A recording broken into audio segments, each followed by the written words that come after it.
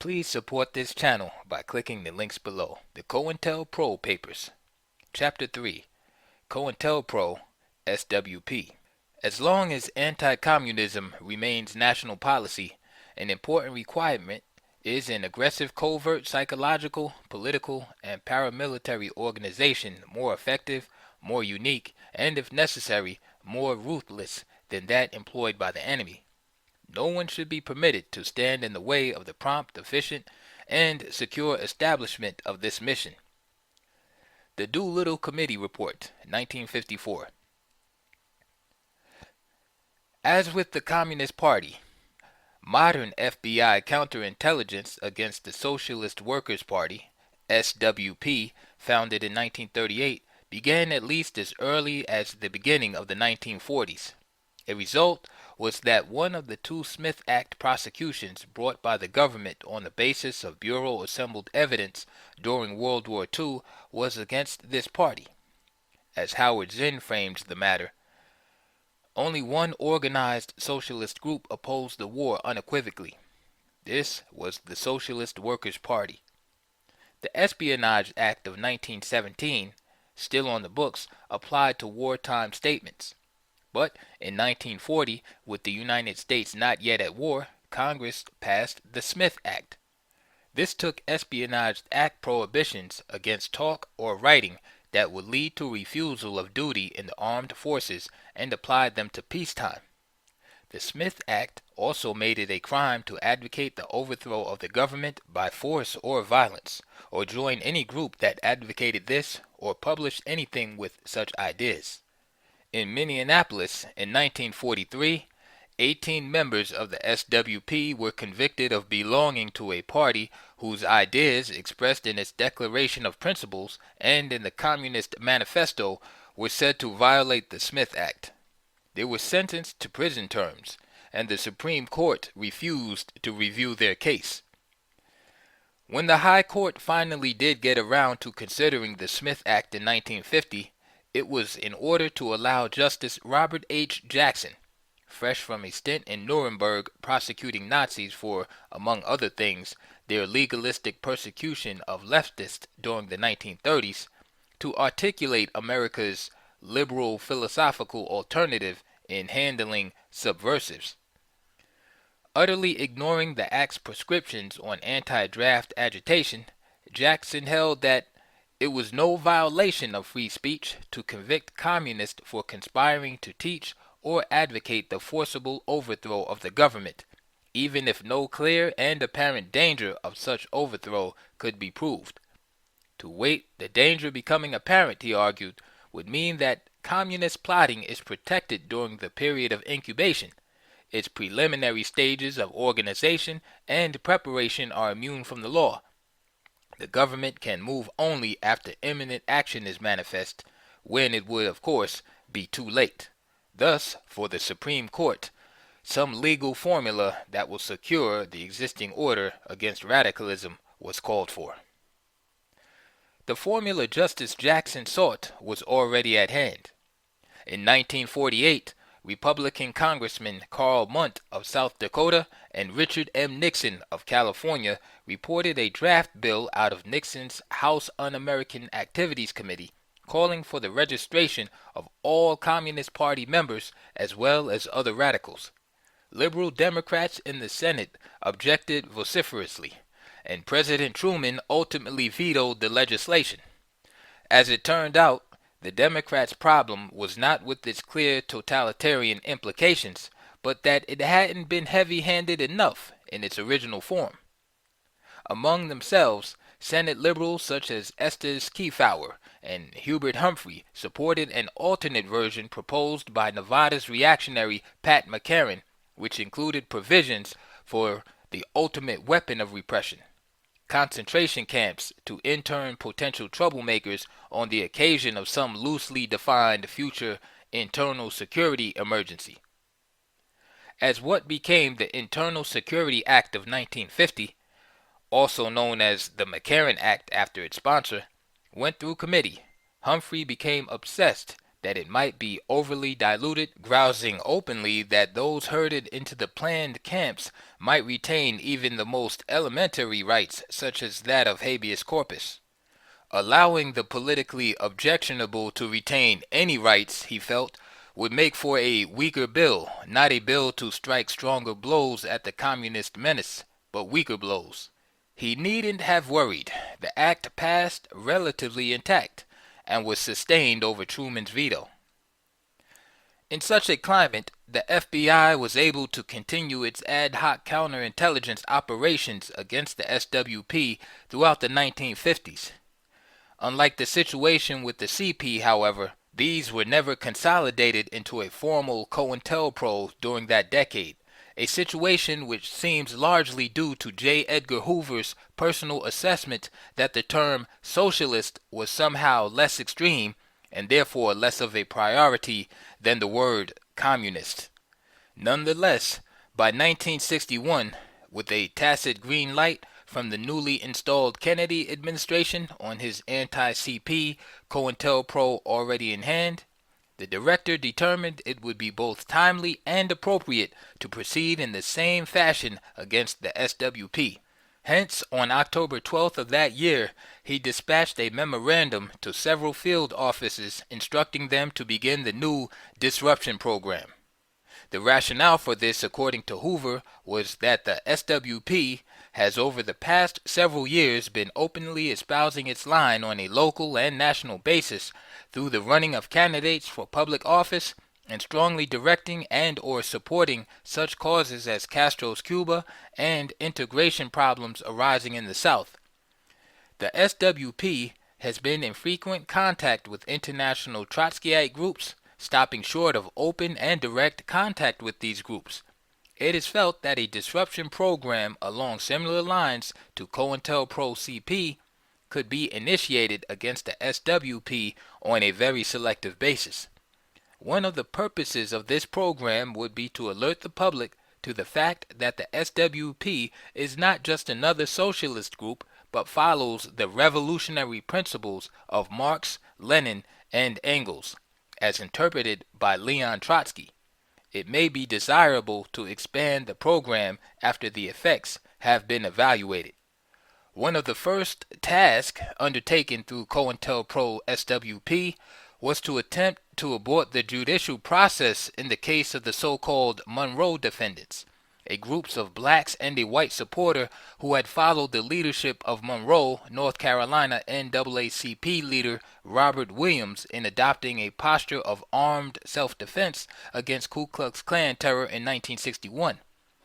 The SWP extended its cooperation to the NAACP in establishing a multiracial committee to aid the Monroe defendants, CAMD, to put together a legal effort through which to obtain acquittals on the serious charges resultantly leveled against the accused. The initial expressed purpose of CAMD was to fight the anticipated extradition order for Williams' assistant, May Mallory, who was in Ohio, and Williams, whose whereabouts were unknown, and to raise bail money for the three defendants in Monroe. As can be readily seen in the accompanying document, dated June 14, 1962, the Bureau immediately set out to break up this emerging support network and thereby sought to destroy or at least seriously impair the defendant's right to mount an effective legal defense.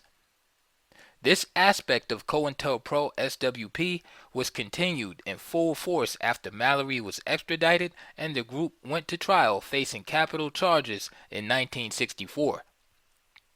Under the circumstances, they were convicted, although this was later overturned on appeal. On other fronts, the Bureau would investigate on the slightest pretext. When Lori Patton, a high school student in New Jersey, wrote to the Young Socialist Alliance, the youth branch of the Socialist Workers' Party, for information as part of a project for her social studies class, agents visited the high school to ask about her. Some of the COINTELPRO activities against the SWP, revealed in Bureau documents that were released in 1975 in connection with a lawsuit filed by the Political Rights Defense Fund, were very inventive indeed. In one instance, the Bureau learned that Walter Elliott, scoutmaster of a Boy Scout troop in East Orange, New Jersey, whose wife was a member of the party, had said he considered the Scouts a better way of influencing young minds than joining the SWP. The Newark field office, although its files contained no public source information of a subversive nature concerning Elliott, reacted by persuading the Boy Scouts not to renew his troop's charter. Overall, COINTELPRO SWP seems to have focused itself in the educational and electoral arenas. For instance, as is reflected in the accompanying memo from the Special Agent in Charge, SAC, Denver to the Director FBI dated May 5, 1965, the Bureau produced and sent a phony letter, ostensibly signed by a concerned mother, as part of a disinformation campaign designed to ruin the candidacies of SWP members Barbara Taplin and Howard Wallace for the Denver School Board. Again, as is shown in the accompanying October 1st, 1968 memo from the Phoenix SAC to the FBI director, the Bureau utilized similar disinformational techniques in an effort the SAC confused with simultaneous operations being conducted under the rubric of COINTELPRO New Left to bring about the dismissal of Arizona State University professor Morris Starsky, a matter which was not consummated until 1970. On other fronts, as Noam Chomsky has pointed out, beginning in the late fall of 1971, some curious events took place in Detroit, Michigan. In late October, list of supporters, contributors, and subscribers to the party newspaper was stolen from the headquarters of the Michigan SWP. A few months later, the home of an SWP organizer was robbed. Valuables were ignored, but membership lists and internal party bulletins were stolen. The burglaries remained unsolved. If we ask who might be interested in obtaining the stolen material, a plausible hypothesis suggests itself. The natural hypothesis gains support from the fact that persons whose names appear on the stolen list were then contacted and harassed by FBI agents, and a personal letter of resignation from the party, apparently stolen from the headquarters, was transmitted by the FBI to the Civil Service Commission. Information that has since been obtained about FBI activities, including burglaries over many years, lends further substantiation to the conclusion that the FBI was engaged in one of its multifarious endeavors to undermine and disrupt activities that fall beyond the narrow bounds of the established political consensus. The Detroit events recall another incident which, with its aftermath, became the major news story of 1974, but it would be misleading to compare the Detroit burglaries to the Watergate caper. The Detroit burglaries are a far more serious matter. In Detroit, it was the political police of the national government which, in their official function, were engaged in disrupting the sanctity of the democratic process, not merely a gang of burglars working outside the system. The FBI's subversion of the electoral process through COINTELPRO SWP has had a number of effects which go far beyond the question of who was allowed to win in a given race. A classic example concerns the 1966 candidacy of SWP member Judy White for governor of the state of New York.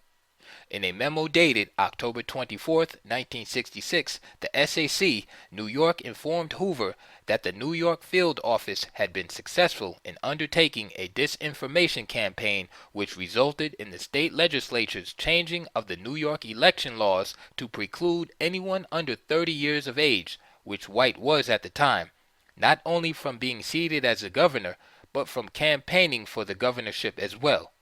The intent of this, from the FBI point of view, was to block the SWP from having a forum. The law, as altered by the Bureau, remains in effect a quarter-century later. While COINTELPRO SWP appears never to have entailed anything approaching the level of hoped-for violence evident in COINTELPRO CP's USA's Operation Hoodwink or the concretely lethal dimension of several other COINTELPROs, there is at least one instance in which the FBI attempted to set an SWP candidate up to suffer physical harm. This concerns the party's 1968 presidential candidate, Fred Halstead, who incorporated a trip to visit U.S. forces in Vietnam into his campaign. In a memo dated July 23, 1968, the SAC, New York, proposed to the FBI director that the Bureau plant inflammatory information in the military press with the idea that this might cause GIs to physically attack Halstead upon his arrival. Although the idea was approved on July 25th, there is no indication service personnel responded in the desired manner. According to Halstead, he was instead received in a friendly and courteous way, never in a hostile way. Other anti-SWP efforts followed the pattern, established in the CAMD case, of attempting to foil alliances, real or potential, between the party and other organizations. Notably, this included the spiking of a tentative association between the SWP in New York and the then emergent Organization of Afro-American Unity, OAAU, headed by Malcolm X in 1965. In a memo dated June 15, 1965, the SAC, New York, informed Director Hoover that SWP influence on the followers of Malcolm X can be disrupted by emphasizing the atheism of the SWP as opposed to the basic religious orientation of the OAAU. Hoover quickly approved, and by August, the New York SAC was reporting that it is believed probable that the disintegrating relations between the SWP and the OAAU can be attributed to the disruptive tactic authorized and will result in a continued loss of influence by the SWP among this group of Negroes. As is evident from the accompanying memo from the SAC, New York to Hoover dated February 13, 1970, the Bureau also went to considerable lengths, including the pornographic, in using disinformation to undermine coalitions between the SWP and New Left anti-war organizations such as the New Mobilization to End the War in Vietnam, MOBI or New MOBI, during the late 1960s and early 70s. As examples of this kind of activity involved: in August 1968, the New York FBI office sent an anonymous letter to 68 New Left groups and peace groups. The purpose of the FBI letter was to widen the split between the YSA and a prominent anti-war group called the Student Mobilization Committee to End the War in Vietnam, SMC. The letter accused the YSA of disrupting the SMC and of opposing the only really effective elements within the SMC. There is testimony to the effect that the letter caused great trouble within the YSA. The trouble related to the suspicion and worry as to who would write such a letter and what its effects would be.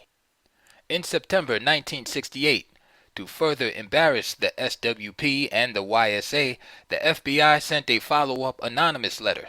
This letter ridiculed these organizations for cowardice in the demonstration at the 1968 Democratic Party convention in Chicago.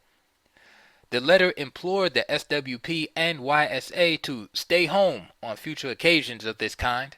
The SWP and YSA participated in an anti-war group called the National Mobilization Committee. In February 1969, the FBI's New York office sent out an anonymous letter ridiculing MOBI's activities at the so-called counter-inaugural that took place in Washington, D.C. at the same time as President Nixon's inauguration in January 1969. The letter was sent to members of various anti-war groups, including the SWP and YSA. There is testimony that this letter aggravated certain problems within MOBI. MOBI ceased operation in February 1969. The next FBI effort involved an anti-war parade in New York City that took place on April 5, 1969. This parade was jointly sponsored by the SWP, YSA, and SMC. Since it was to involve both civilians and military personnel, The sponsors of the parade considered it particularly important to keep the parade peaceful so as not to draw the military personnel into trouble with the law. Just before the parade, the FBI's New York office distributed an anonymous leaflet entitled Notes from the Sandcastle, the latter term being slang for Columbia University, accusing the SWP, YSA, SMC coalition of cowardice in not being willing to fight the pigs, police, and to accumulate battle wounds. The FBI's expressed purpose in creating the leaflet was to disrupt plans for the demonstration and create ill will between the SWP, YSA, and other participating non-Trotskyist groups and individuals. The evidence shows that this communication created difficulties in managing the march. In December 1969, the New York FBI office sent an anonymous obscene leaflet to 230 individuals and organizations urging them to flush the SWP and YSA from the successor to Moby, called New Moby. From the scope and nature of the operation, the court concludes that it had a disruptive effect of the kind intended by the FBI.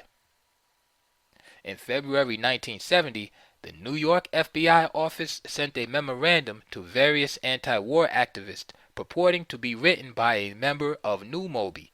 The FBI's purpose was to create splits between the SWP participants and other groups in the New Moby coalition. The memorandum attacked the Trotskyites for taking control of the New Moby and for resisting the recruitment of blacks. The FBI was aware, through its informant system, of criticism of the SWP about racial imbalance disfavoring blacks. The court concludes that this operation had a disruptive effect of the kind intended by the FBI. The SMC planned a conference at Catholic University, Washington, D.C. in February 1971. An internal FBI memorandum recommended efforts to bring the university's attention to the SWP YSA's alleged domination of the SMC and to disrupt the conference. The FBI distributed an anonymous leaflet in advance of the conference date entitled Trotskyist Welcomed at Catholic University. The leaflet questioned whether the Catholic Church had been duped again in allowing its facilities to be used by the SMC. This operation was carried out under the COINTELPRO New Left program. The evidence shows other instances of FBI operations designed to disrupt the SWP in this regard. Although COINTELPRO SWP had been officially terminated by the time its existence was revealed through a court-ordered release of documents to NBC reporter Carl Stern on March 7, 1974, the New York Times reported 2 years later, 5 years after the quote-unquote termination, that FBI infiltration and disruption of the party was continuing unabated. For instance, an FBI report dated June 20th, 1973, i.e. after COINTELPRO SWP supposedly ended, refers to the FBI having obtained items stolen from the YSA local office. The reference is to certain file cards removed by Timothy Redfern from a private file box. Redfern regularly obtained confidential documents from the YSA so that the FBI could copy them. Redfern would then return the documents to their original location. In a report dated January 22, 1974, the FBI rated Redfern as excellent.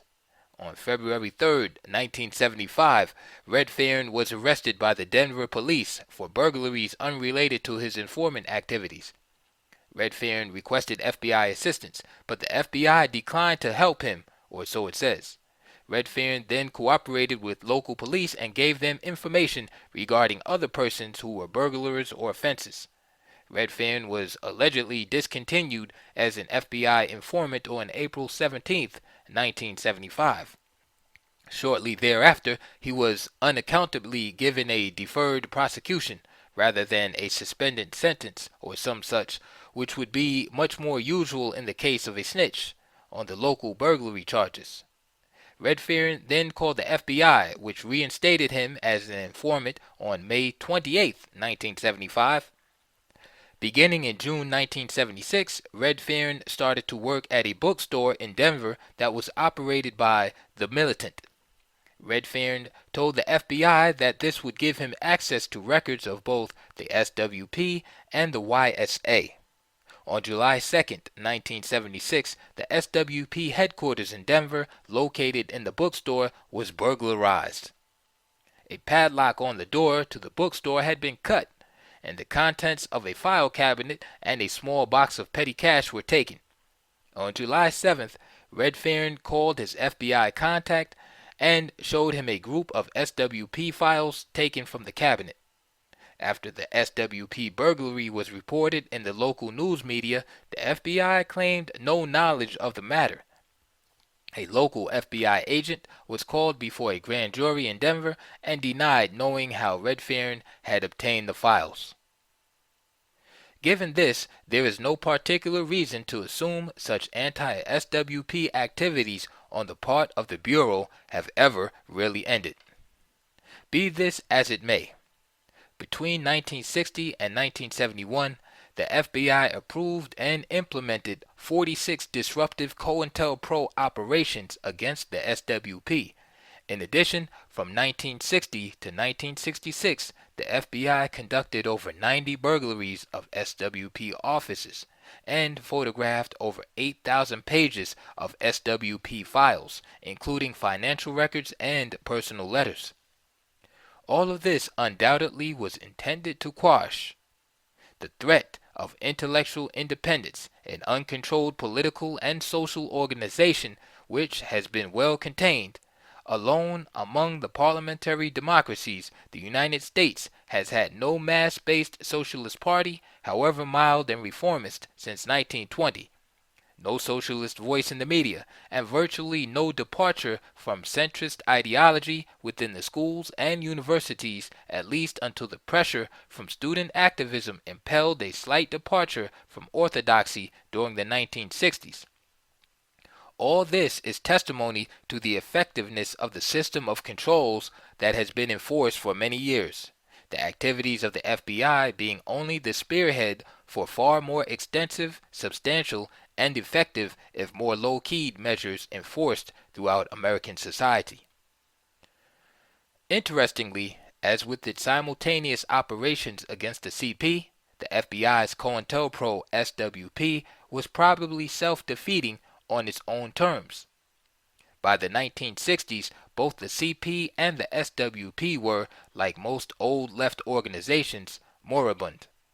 Left to themselves, they would undoubtedly have simply passed into a well-deserved oblivion. Ultimately, the only thing that seemed to keep organizations like the SWP going was the attention and concern of the FBI. Just as their appeal would fade, the Bureau would issue a new warning about how dangerous they were, and new recruits would flock to the cause. The situation is made even more interesting by the fact that this largely useless, in its own terms, COINTELPRO ultimately resulted in the Bureau's losing a suit filed against it by the Political Rights Defense Fund on behalf of the SWP on July 18, 1973, under provisions of the Federal Tort Claims Act. After years of preliminary maneuvering, during which the government resisted plaintiff discovery motions and repeatedly moved for dismissal, the case came to trial in New York on April 2, 1981. 5 years after the trial, on August 25, 1986, U.S. District Judge Thomas P. Griesa ruled that the Bureau had indeed violated the basic rights of the plaintiffs over an extended period through the FBI's disruption activities, surreptitious entries, and use of informants. He awarded the SWP a total of $246,000 in damages as a result. This was followed on August 17, 1987, by Judge Griesa's issuance of an unprecedented injunction against the FBI's use of estimated 1 million pages of investigative documents it had compiled on the SWP and its members since 1940 for any reason whatsoever, without the judge's personal consent, due to the illegal activity which had attended the gathering of the material. The injunction applies to all police and intelligence agencies, federal and local, within the U.S. Hence, even many of the intelligence gathering, as opposed to counterintelligence activities which are associated with COINTELPRO, the use of infiltrators and informers against political targets, to take a notable example, have at least been declared unconstitutional in a court of law. As the celebrated constitutional attorney Leonard Bodine, who handled the case, put it, this lawsuit represented the first wholesale attack upon the entire hierarchy of so-called intelligence agencies that have attempted to infiltrate and destroy lawful political parties. The SWP and the Political Rights Defense Fund have carried to a successful conclusion a case whose victory materially advances the First Amendment rights of speech and association and the Fourth Amendment rights against the invasion of privacy. End of Chapter 3. Please support this channel by clicking on the links below.